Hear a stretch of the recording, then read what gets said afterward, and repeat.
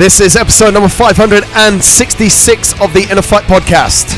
Welcome back to another edition of the show, folks. Big shout out to our show sponsors, as always, Smith Street Paleo. Please do hop over smithstreetpaleo.com. Check out all the paleo goodness that you definitely need in your life. Drop them an email, hello@smithstreetpaleo.com, to find out exactly what's going on over there. Here we are. She's back. She's actually been back for quite a long time, but now it's time to catch up with Carmen Bosmans, all about her 2019 CrossFit Games experience. Boz. Hello. Have you come back down to planet Earth, or are you still dreaming Madison? I'm still dreaming, yeah. No, actually, no. I haven't really taken off. You never really took off. Oh, dear. Well, Mate, tell us, we're almost 2 months past. Yeah, 2 months passed. I had a long break. I feel like I had a long break, like traveling, and then I was here for a while, and then I went back on holiday, and then you were away, so everybody's been away. So now finally I think everything is getting back into routine, which is nice. What was your initial, like when it just finished? We'll go into a little bit more of the workouts and all that stuff later, but when it just finished, what was I want to know what your immediate thoughts were about the games. Well, when it finished for me, you mean that, right? Yeah, just in general. I'll talk about that, and then after. So when, like, the first day was okay, yeah, it was good, and then the second day I got kicked out after the run, which was a little bit expected. Yeah. I was hoping for not that I would make it, so I gave everything I had during that run, but I just couldn't have run any faster. So when it was done, I felt like got it. Like I spent so much time training for something, and I invested so much of my time, and then to get kicked out after 3 events was a little bit like disappointing for myself. Yeah. But then on the other side of the story, I also really enjoyed training for it. So even though I invested a lot of time and effort in it, I enjoyed doing that. Yeah. So on that perspective, it's fine doing that. Oh God, these two, what are you guys doing?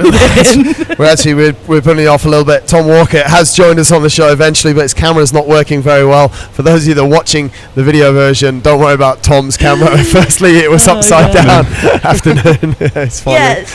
Yeah. So finishing 3 events was, well, it's more than some people did, but it's also a lot less than a lot of the good ones. We'll talk a little bit more about the events in a minute, mate. Then I want to just go, because I want to get these different reflections, because I think it's important. Like, a week later, what were your thoughts? Had they changed? Was it the same? The initial thought was I just want to do the games, and then, like I said in the previous podcast, like, it's like a chapter I wanted to like close a little bit.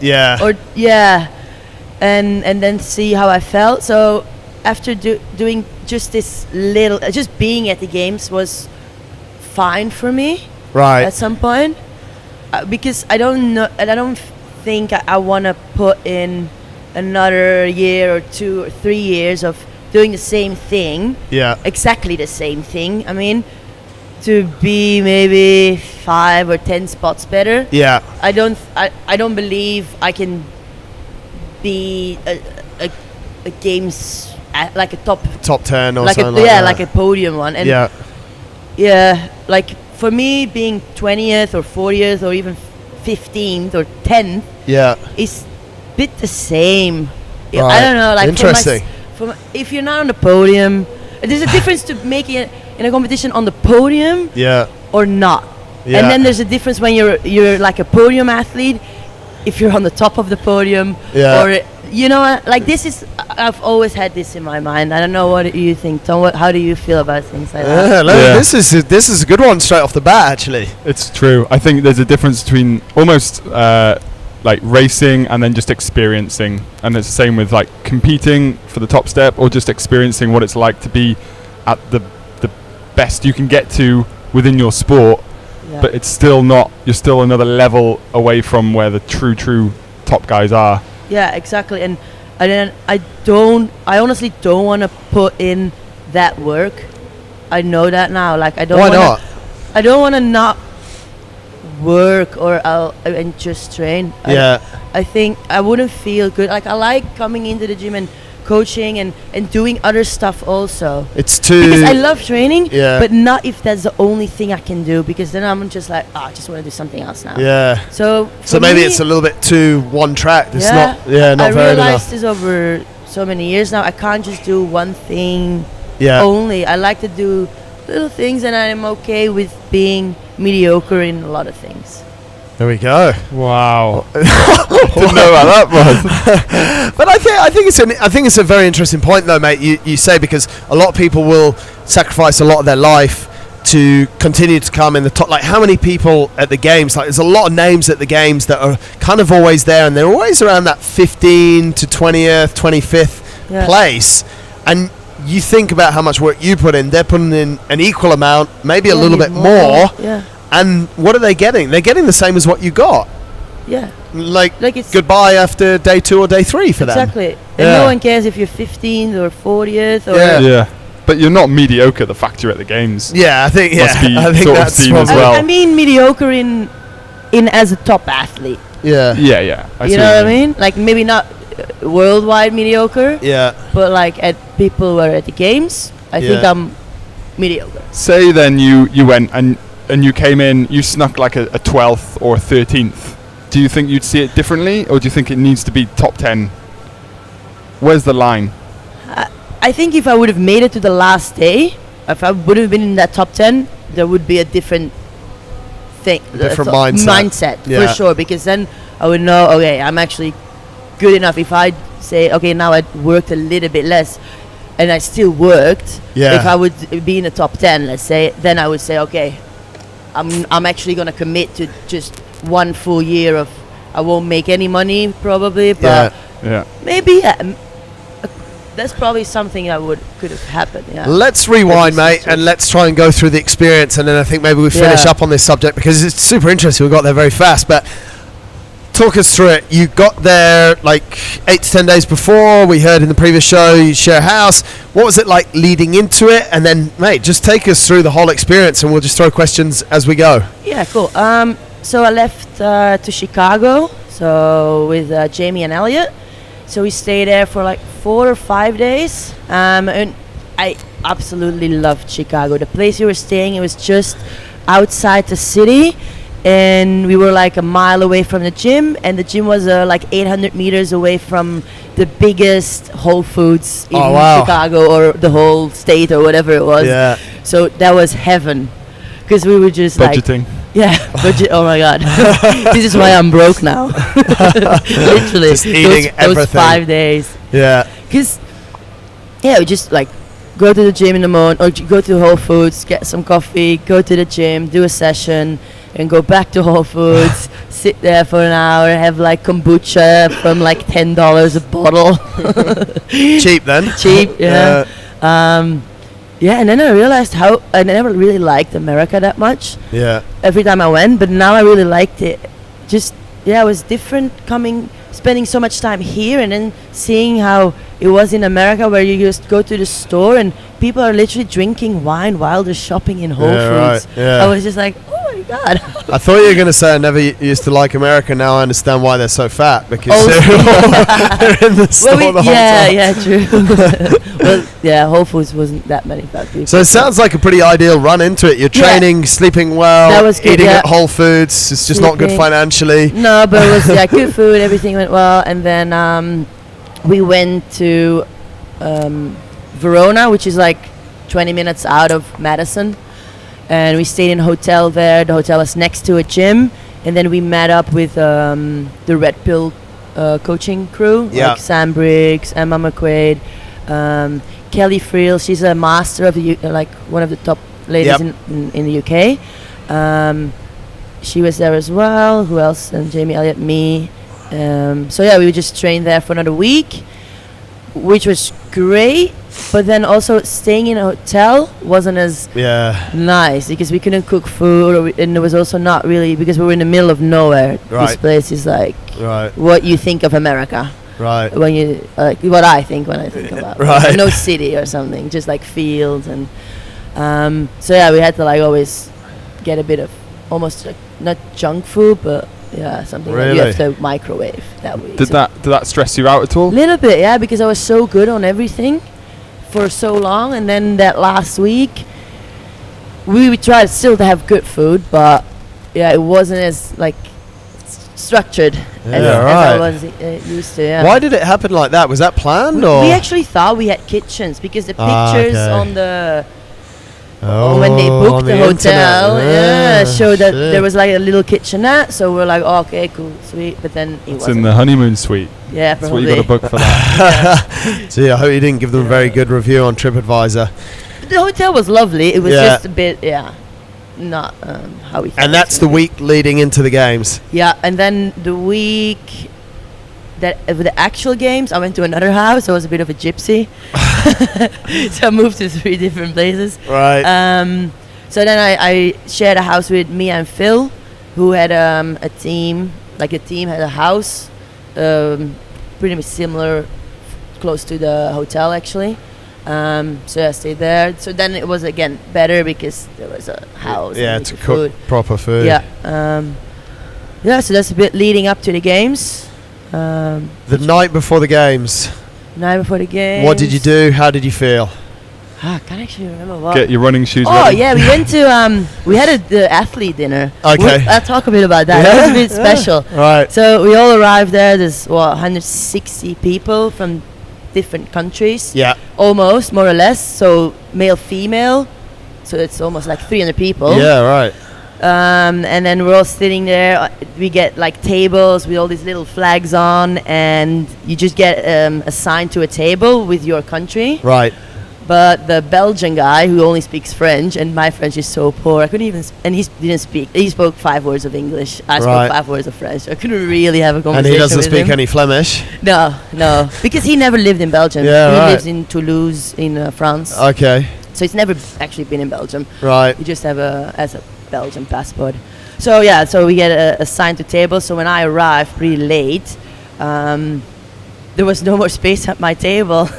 So then I was just like wandering around, and then there was no space for me. So I just like, because I know a lot of people, I was just going from one table to another and like talking a little bit here and talking a little bit there, and then people were like, oh God. So then I went there, and then eventually I got a table with like Jamie Elliott and all those guys, the English guys.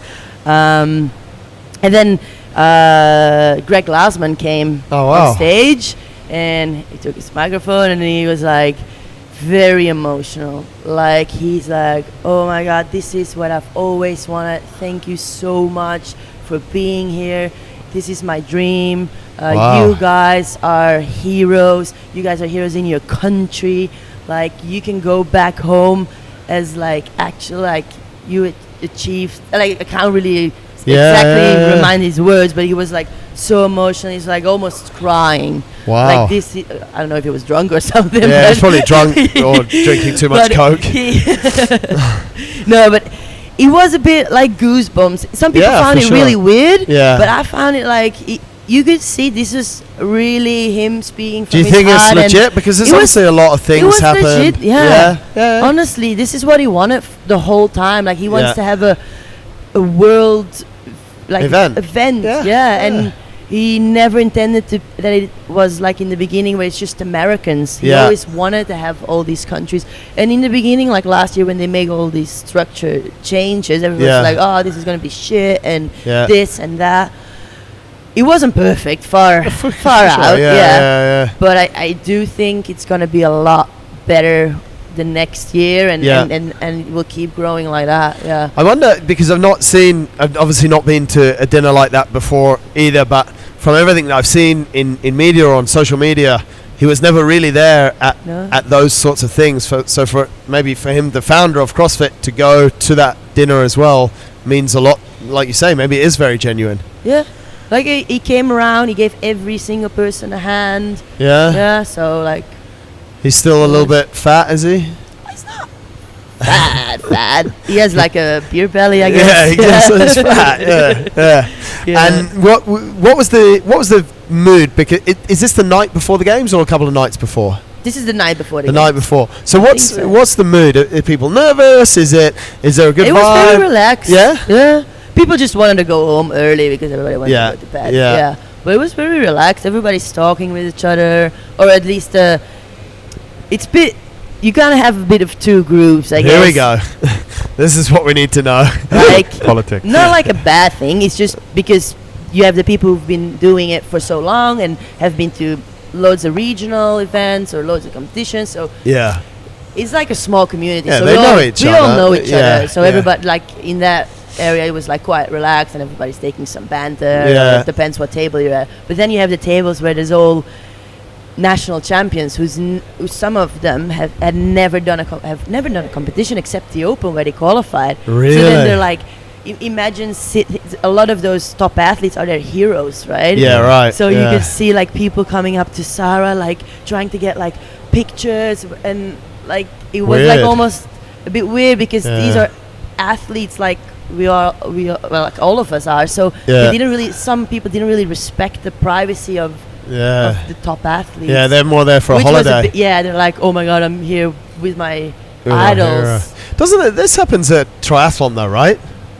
Do you see it a little bit on when people go to rack their bikes? The pros rack at the same time as the age groupers, and you can see they get a little bit annoyed when they're trying to rack their bike and look at the course and things like that, and age groupers are coming up and trying to get a selfie with them, and it's like they're working. Like, essentially, that's their job. That's their job. Yeah. But I suppose you guys are all there as sort of pro CrossFitters. You sort of expect everyone to act a little bit calmer, and there's not obviously 2,000 of you in one place. Yeah, exactly. But it was like 300 people. Yeah, it's still a lot. So if 50 of them want a selfie with you, then it must be a bit of a nightmare. Yeah. Like it wasn't a problem for me.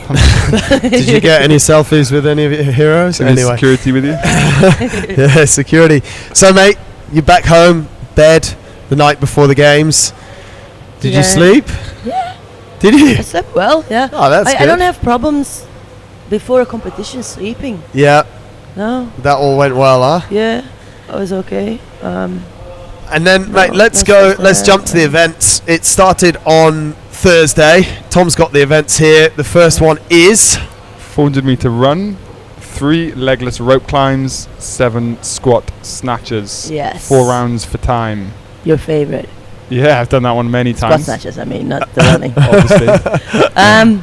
This was my best event, which I didn't expect it to be. When did when did they let you know that was the first event?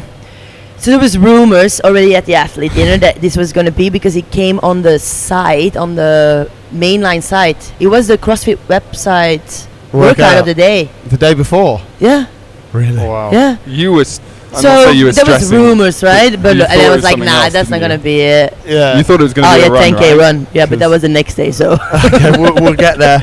Anyway, so the first event, when we did the flag ceremony. Yeah. Yeah. So just standing there, that took pretty long. Really? I was Belgium, so he was alphabetically. So I was standing on that field for like 45 minutes. Nice. But I was talking to the guy from China, so that was nice. Yeah. White rice. 20 minutes. Yeah. So then they just projected on the big screen, and nice. We turn around, and that's the workout. So everyone's like, rumors were true. So I was like, actually not bad. I knew what I could do on rope climbs, legless rope climbs. Yeah. Because I've been practicing a lot. So going into that event, I knew it's not on the run.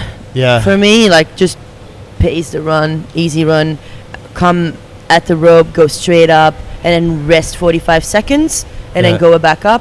I did that for the first 2 rounds, and then I felt I was getting a bit tired, so I rested a minute on my last round. Yeah. And I didn't fail any, and that was like perfect strategy. I couldn't have done better. The only way I could have done better if I could run faster. What was it like though when it goes 3, 2, 1, and this is the first event of the CrossFit Games? You're at the CrossFit Games. Well, I was just smiling. I'm like, yes, this is cool.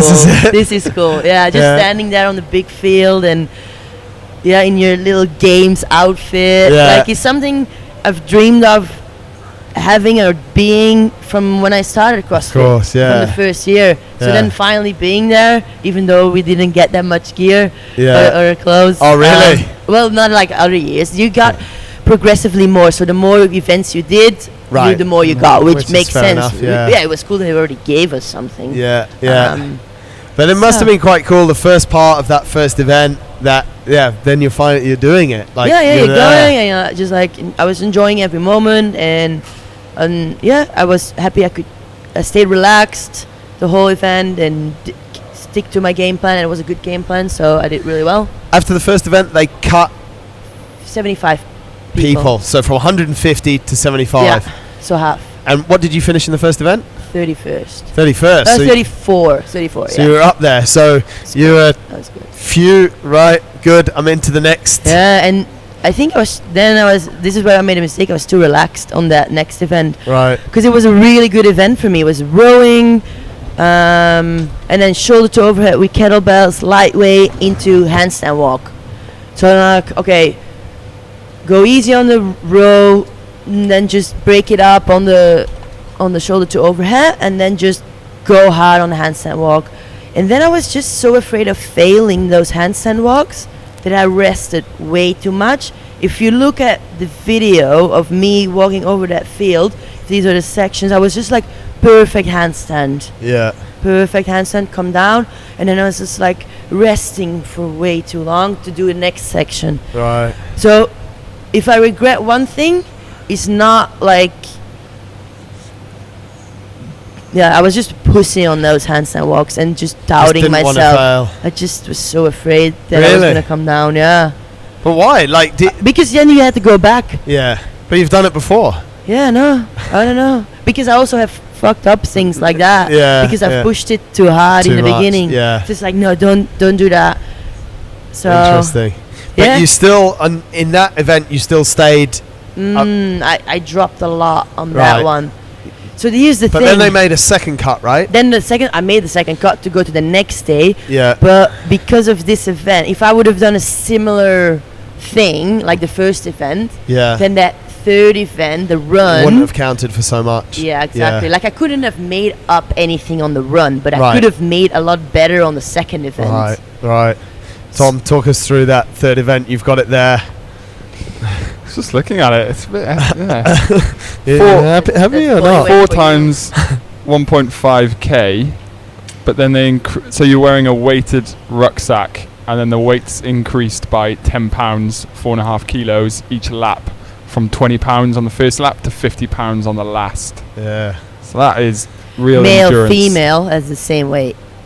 Yeah, that's tough, huh?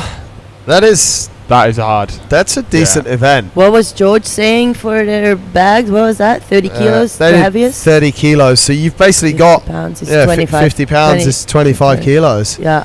So talk us through it. How did it go? You've got lap 1 where you start with 20 pounds, which is basically 9 kilos. Yeah. The only thing I told myself was, you're not going to walk. The only time when you walk is when you pick up your bag and you start running again. Just run. Right. Even if it's slow, just keep picking up your knees, and that's what I did the whole time. Yeah. The pace pretty much stayed the same if it was heavy or light. Really? Yeah. I can't really run much faster. The weight didn't really slow me that much now. Right. All credit to the 50-50-50 challenge you did. Yes. The thing was, the worst thing on the run was because it was in a field, and just like my ankles were hurting so much. Yeah. Like my lungs okay, but just the pressure from because it was unstable, and in that bag, that was hard. That's tough. And so it's in laps of 1,500 meters. Yeah, so almost a mile, so right? Mile. Yeah. So where were you after the first lap? Where were you on the total field? The field's now down to 50. Yeah, something like that. So I thought I was last or second last, but there was apparently maybe a handful of people behind me. So. Right. But I didn't know that. There was people started to walk from the beginning. Really? Yeah, I didn't really know that. I just thought, even though you come last, it's fine if you ran all the way. And second lap, just kept running? Yeah, I kept running. So you did it? Yeah. Right. I didn't stop. He was shuffling at some point, but in my mind I was running. So. Yeah. Did you know, as the event was going on, or when you got close to the end of the event, did you know that you'd get cut, or how does it go? I already kind of knew I was gonna get cut because I knew who was in front. It was in front of me and who I had to pass. Right. And those were quite good runners. Right. because light girls, but they were good runners. So I knew I wasn't gonna beat those girls, and then the girls who be on that run, they were either already behind me or too far ahead. Right. Yeah. So I kind of knew, but I was like, fuck, doesn't matter. Just right. Like, I didn't want to leave the games thinking, what if? Like in that last event, like, I wish I just ran maybe a little. Like maybe it wasn't like that. Maybe in my head I had it wrong, and then I wouldn't have pushed. And then you're like out because of one spot, and then you're like, then you're just regretting everything. It's a bit of a regret. So I didn't want to have that feeling. Yeah, I was going to ask, were you motivated at that point to stay in the games, or was your motivation to just not walk on that event? How was your mindset there? Probably not walk, because I already kind of knew. It was like 50-50 maybe, but more like just the mindset was don't walk, so you might still make it. Right. So it's a bit of both. Yeah. So 50-50. Yeah. Mate, Tom? What do you think about that as a what should we say, as a test of fitness? It's decent, right? 1 mile, starting at 9 kilos, finishing at 25. Yeah, and if it's on the surface that you mentioned, that makes such a difference. As we know, running trail, running on the road compared to running on trail. Was it flat? No, it was like up and down, undulating as in well. In the fields, that different is surfaces. Like you had the grass, you had the concrete. Like it's all big. I think it's a good time where they put it in as well, because it sort of, if you put that as the first event, it would have been chaos. Yeah. Right. Probably some of the guys who did make it to the final day might not have. So I think where they put it in seems to make decent sense. And in terms of an actual endurance test, it's a very good one. Yeah. Do you see sometimes? Yeah, I was going to say, look at Lucas Hogberg. Yeah, he won that event, and he's a big guy. Like he weighs 93, 95 kilos. Yeah. At least. I don't know. I can't maybe remember what the times were on that, but he was quick. fast. I think when I looked at it, I think he ran it at about 4 minutes a k for the full. Well, it's 6k. 6k. Yeah, I think he ran it about 4 minutes a k. Well, that's good. Yeah, I think that's the thing. We'll pull it up and have a look at it. But it's interesting, mate. I want to ask you a question, because you brought it up, so it's obviously something that's on your mind. The female weight and the male weight was exactly the same. Yeah. Well, there must have been some chit chat amongst the athletes. It's like, because we're used to, and I think a lot of the time at the top level of the sport, quite rightly, we're used to having weights that are different for males and females. Yeah. What was the feeling amongst the athletes when the weights were put out and they were the same? Like for girls, like they've done endurance events where it's just like body weight stuff, and a lot of the girls beat the guys then in like running events or something. Yeah. So I think for two reasons it was how it was. First reason is because everyone was at the same time, and there was bags on the field, and you had to pick them up. Right. Otherwise, people could pick up the wrong bag. Male, female, it could have gone wrong. I think that's one of the reasons.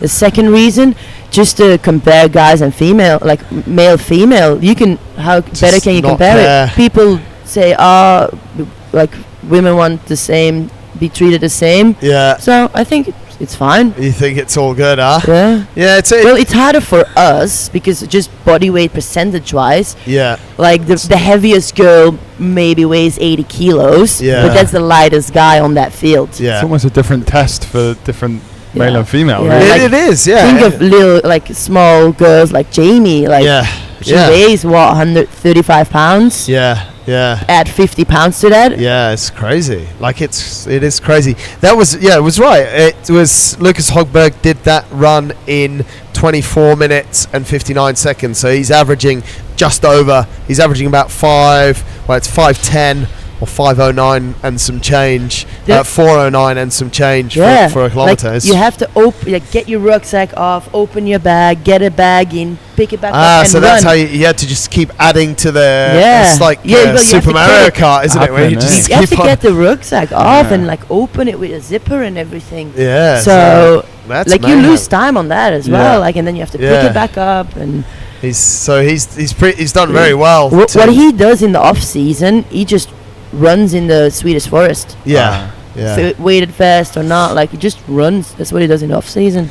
The female wasn't actually far behind. She was only Emily Rolfe. She was only 3 minutes behind at 27 minutes. So that's really impressive as well. I mean, it's not even. She's running at 4:25, 4:30 a k with that same weight on her back, which is wild. That's impressive. So, mate, you're out of the competition. Yeah. What did you do next? Went and bought a beer? Yes. I actually had a beer straight after. And with a few guys who also got kicked out, we went to see the other events. We just had a few beers. Yeah. Didn't eat anything. Pretty drunk after 2 beers. Because they had the good ones. They had like good IPAs. And I was impressed.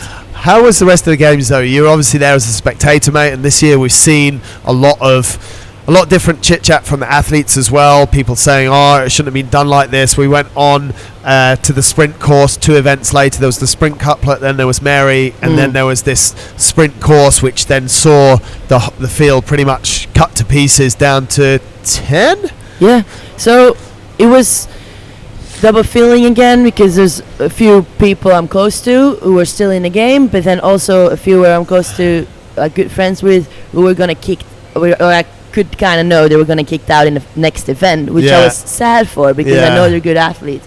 So once they got kicked out, and then Jamie was still in, that was just awesome. Yeah, because I've spent the past 2-3 weeks with them, and then she's still in, and we're like, just excited for her and see how she's like gonna make podium. We knew.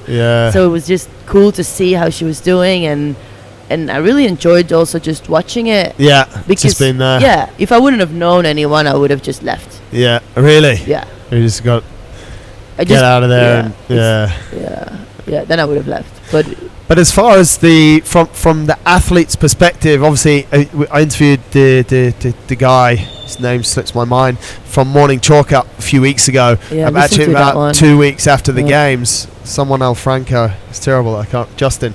His name's Justin. I knew his name. Justin LoFranco from Morning Chalk Up, because they actually put some quite interesting quotes from athletes on their website saying that, like, this is brutal, they're cutting people in something like the sprint course. What was the feeling like amongst the athletes? You were one of them, you're probably still quite close to them. What was the feeling like?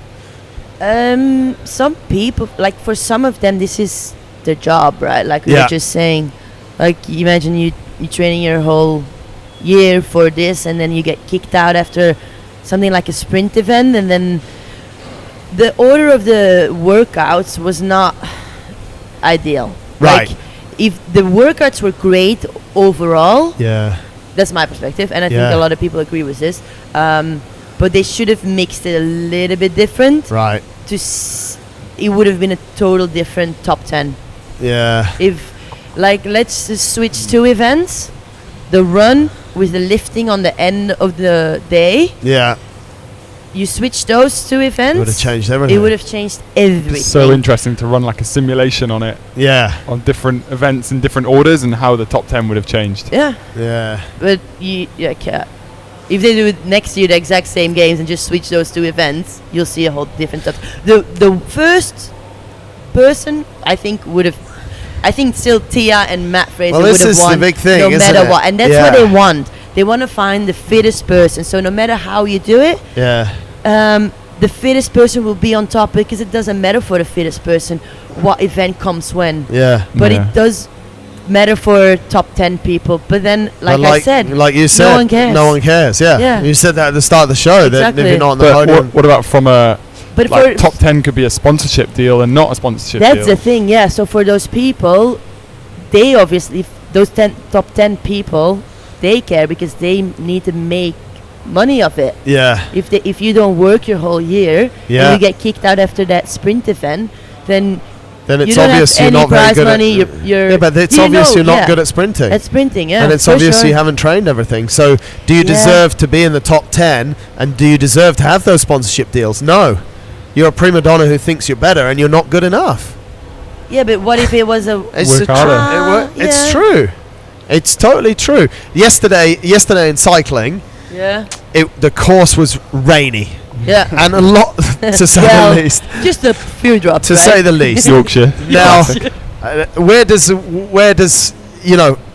that line come? Some guys would have been way out the back, crashed early, and maybe it's a good example, maybe it's not. And they could have missed out on big endorsement deals because they're not good at riding in the wet. Yeah.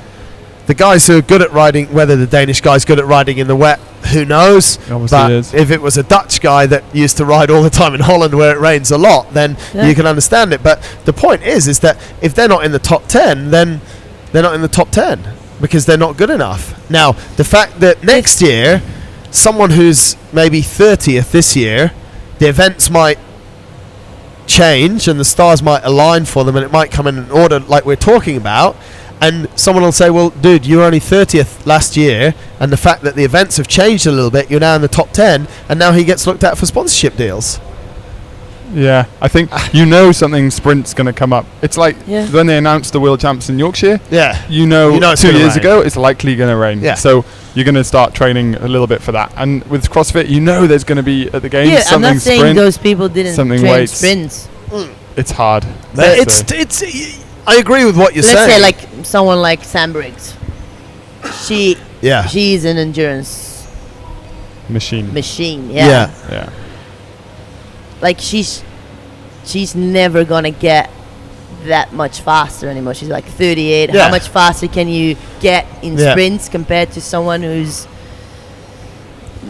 have like much shorter, much more explosive? But that's the thing. That's CrossFit, right? Like, but as well, this. And that's sort of playing into what you're saying is that she's not going to get faster anymore. Right. So, does she deserve? Is she one of the top 10 anymore? Like, it's hard because she's been around so long, and in a lot of things she does super well. But it's like, it's great. Like you said, Tom, I think it's a great simulation. You can say, okay, if we did it this way, if we did it that way, but it's the way it was, and I think any which way you do it, someone's going to suffer, right? Yeah. For you, for example, okay, let's take you. You're not that great at running. No. So if those run events had have come later on, you would have still been in the games all that time. Yeah. And someone who maybe is better at traditional CrossFit might have got kicked out because they're not very good at running, and you're still there. Yeah. Is that right as well? Do you think something, say event 9, I'm just looking now, is a swim paddle. This was cool. 1K swim paddle. Say we put that back to event 3 where the ruck was. Does that change the field, do you think? Because they're two similar events, right? Long endurance, but one's running with weight and one's obviously quite technical based swim paddle. Like you could argue, what's that doing there? Yeah. On a last day of a fitness competition, they chuck in it's a bit of a curveball, isn't it? To get that. Yeah, it is. That's not traditional CrossFit. Yeah. But it's a traditional games event. Yeah. Something they like to do, like a paddle or a swim, or obviously they don't want to do that with 150 people because people would drown probably. there might be people at the games who couldn't swim. Yeah. So then why you're there? Exactly. Well, there's people at the Olympics that can't swim as well. I'd get that one in early to really cut everyone out. The first event. Properly, first event, and literally cut them out. Off. It's very interesting though, isn't it? And I think it's the same sort of thing every year. Is that people?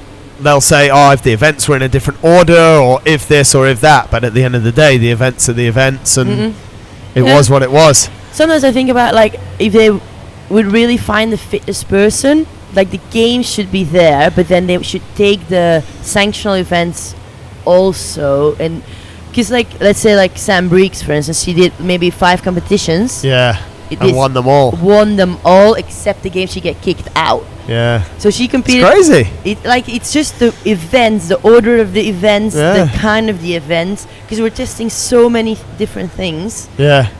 Like, if you win this competition, you're just the fittest of this competition. Yeah. And that competition, and it's so you mean like nothing a league, is related. like a year's league. Yeah. But then you've got to score the different. I know. Like, I don't know these things, but I mean, like, to actually find the truth, like the fittest. But you said it before that. Then actually it's also true. The fittest will win. The cream rise to the Tia top. will done those competitions. She would have won them all. She would have won them all probably as well. So I don't know. Yeah, the fittest win always. The fittest always win. That's Boz's summary. So mate, coming back to where we started, we had immediate aftermath and then a week later. How do you feel about it now? We're coming into the Open. The Open starts in just a couple of weeks. How's things been? How's training? What's your motivation for CrossFit? Has the plan changed? The plan has changed a lot. Also, I've been just relaxed after the games, and I've still trained every day, but not as structured. Or I still have Elliot program, and I'll still do it. And then I got a few other goals that I wanted to do, and the Open has come around too soon to be in top shape. Right. I didn't want to get in top shape for the Open. Right. I'll still do the Open because I think it's cool just to do it with, and see where you are. Yeah. And it's always good workouts. And there's quite a good chance, based on last year, there's quite a good chance that you'll still be the number one girl in Belgium. Maybe. Yeah. But I know those girls have been working really hard. And so have you. You went to the games. Does it motivate you to be top in Belgium?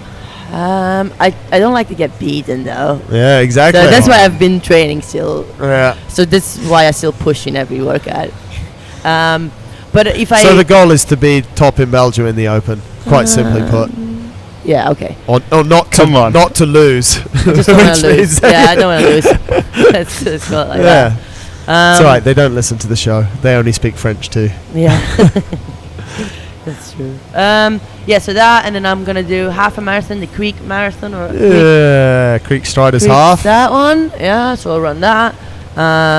Try not to get beaten by your sister. That's the goal. I have to speak to Rob about that. And then the next competition I have planned is Shanghai, and that's the 8th of May. Awesome. That's a bit the season now. Yeah. Shanghai noon. Shanghai. White rice. There we go. Epic.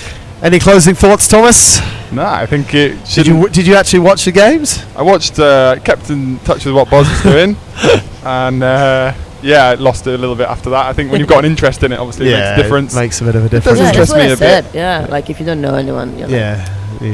But I think you should be motivated. I would be to be number one in the country for sure in Belgium, and probably Dubai as well. That'd be quite a good motivator. Try to get qualified for Dubai. This will be a really tough Dubai Fitness Championships this year. Because of how the qualifier is. I'll talk about that. So the qualifier now, there's 5 sanctional events who use the Open as a qualifier for their events. It's genius. It is, and it also isn't, because Dubai always has these special workouts that has nothing really to do, and then now you're going to use this qualifier for something else, so it's going to be, but it's still, again, like we said, the fittest, but it's going to be a lot more tough to qualify now for Dubai, because every single person who does the Open can just also sign up and log their scores into Dubai. So how does that work? So everyone does the Open, and you just use those scores, right, for each competition. So essentially, what we're saying here is the top. If a sanctional event took 30 females, the top 30 females for the Open could apply to go to every event. Yes, and they would get the top 30 spots. If they have signed up for that, yes. Yep. Do you have to make that decision before the Open starts? No. I don't know that much about it. Okay, but it is a good system, because now it's simple. Where you came in the Open depends on if you can get in our event. Yeah, exactly. So there will be less wild cards making it to the games through sanctionals, though. It'll be a lot more structured system, right? Probably. Because it's all through the Open. Yes. Well, not all 5 of them, and there's going to be 20 or something. Because every 2 weeks you can do a sanctional event next year. That's what you want it for the thing. You can just decide whenever you want to do a competition. You basically can do a competition. That's pretty cool. Good. Anywhere in the world, which is cool. Well, mate, congratulations. I think it's pretty awesome to put in that amount of training, as we said when you came on the show before, to put in that amount of training and to go there and to have that experience. And I think there's a lot of learnings there for people. train more with a 50-pound backpack. Exactly. He's the number one. I actually didn't realise until we were going through it there that it went up to 50 pounds. Well, there we go. Good. Let's tune in for the Open. It starts on the 10th of October. Bos will win Belgium again. That's obviously her goal, formalised right here on the show by Tom and I. No and pressure. sold to her. Thanks a lot, guys. Until next time, take care.